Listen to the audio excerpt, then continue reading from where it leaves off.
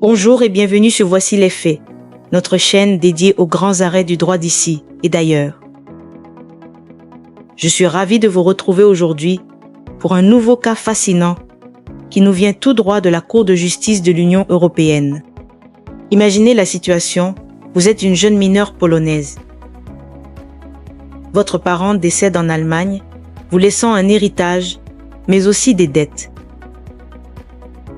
Votre représentant légal veut renoncer à cette succession toxique, mais commet une erreur de calcul sur les délais. Et là, c'est le drame. Où devez-vous vous adresser pour réparer cette erreur? En Pologne où vous vivez, ou en Allemagne où résidait le défunt? C'est exactement ce qu'a dû trancher la Cour de justice dans son arrêt du 27 mars 2025. Restez avec moi, car cette histoire va vous révéler les subtilités insoupçonnées du droit des successions. Pour respecter la confidentialité des parties, nous utiliserons les prénoms Anna, Mark et M. Wagner tout au long de ce récit. Notre histoire commence avec Anna, une jeune mineure qui réside en Pologne. Son parent, que nous appellerons M. Wagner, décède en Allemagne, pays où il avait établi sa résidence habituelle. Maintenant, voici où les choses se compliquent. Le représentant légal d'Anna, son tuteur Mark, se rend compte que cette succession n'est pas vraiment un cadeau. Il y a probablement plus de dettes que d'actifs. La décision est claire, il faut renoncer à cette succession pour protéger les intérêts de la jeune Anna. Et la catastrophe! Mark fait une erreur de calcul sur le délai légal pour déclarer la renonciation. En droit polonais, vous avez 6 mois à compter du moment où vous avez connaissance de votre qualité d'héritier pour prendre votre décision. Passé ce délai, silence vaut acceptation, avec toutes les dettes qui vont avec.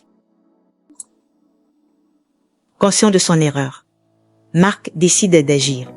Il saisit le tribunal d'arrondissement de Gliwice, en Pologne, pour demander l'approbation du refus d'Anna de subir les conséquences de cette omission.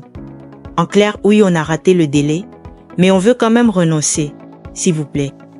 Le tribunal polonais refuse. Anna fait appel. Et c'est là que le juge d'appel se pose la question cruciale, qui va nous occuper aujourd'hui pour comprendre le dilemme du juge polonais. Il faut d'abord parler du règlement européen 650-2012 sur les successions. C'est le texte qui harmonise le droit des successions transfrontalières dans toute l'Union européenne depuis 2015. Ce règlement contient une disposition très pratique, l'article 13. Cette règle dit en substance: si vous êtes héritier et que vous vivez dans un pays différent de celui où le défunt résidait, pas de panique. Vous pouvez faire votre déclaration d'acceptation ou de renonciation devant les tribunaux de votre pays de résidence, si votre droit national le permet. C'est génial, non? Imaginez, vous vivez au Portugal, votre oncle décède en Finlande. Normalement, vous devriez aller en Finlande pour régler la succession. Mais grâce à l'article 13, vous pouvez déclarer votre renonciation ou votre acceptation directement au Portugal, devant un juge portugais. Et attention, l'article 13 parle uniquement de recevoir ces déclarations. Il dit que les tribunaux de votre pays sont compétents pour recevoir vos déclarations. Et voilà où le juge polonais bloque. Est-ce que recevoir une déclaration inclut aussi le pouvoir d'approuver le refus d'un héritier de subir les conséquences d'une déclaration faite hors délai? C'est beaucoup plus qu'une simple réception. C'est une vraie décision de justice. Le juge polonais est face à un vrai dilemme. Et il expose 2 interprétations possibles. Première interprétation, l'approche stricte. Si on lit l'article 13 de manière restrictive, les tribunaux polonais ne peuvent que recevoir les déclarations. Point final.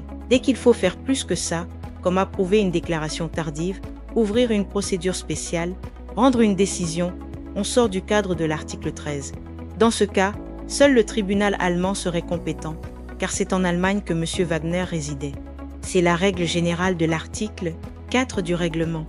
Compétence au pays de résidence du défunt. Cette position avait d'ailleurs été défendue par l'avocat général Spunar dans une affaire similaire en 2022. Deuxième interprétation, l'approche large et pragmatique. Et le juge polonais évoque une autre possibilité, inspirée par la jurisprudence Oberl de 2018. L'article 13, lu à la lumière du considérant 32 du règlement, vise à simplifier la vie des héritiers.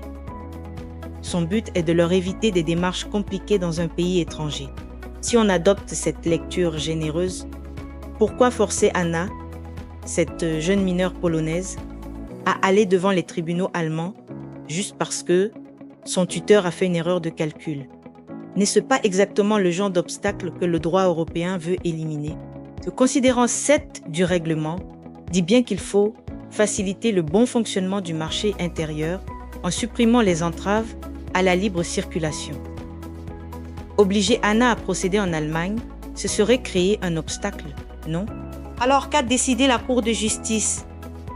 Accrochez-vous, car la réponse est claire et peut être décevante pour Anna. La Cour adopte l'interprétation stricte. Les juges expliquent leur raisonnement en 3 temps. Premier temps, les termes de l'article 13. L'article parle de recevoir des déclarations. Recevoir, c'est recevoir. Ce n'est pas approuver. Ce n'est pas valider. Ce n'est pas autorisé. Approuver le refus d'un héritier de subir les conséquences d'une omission, ça va bien au-delà de la simple exception.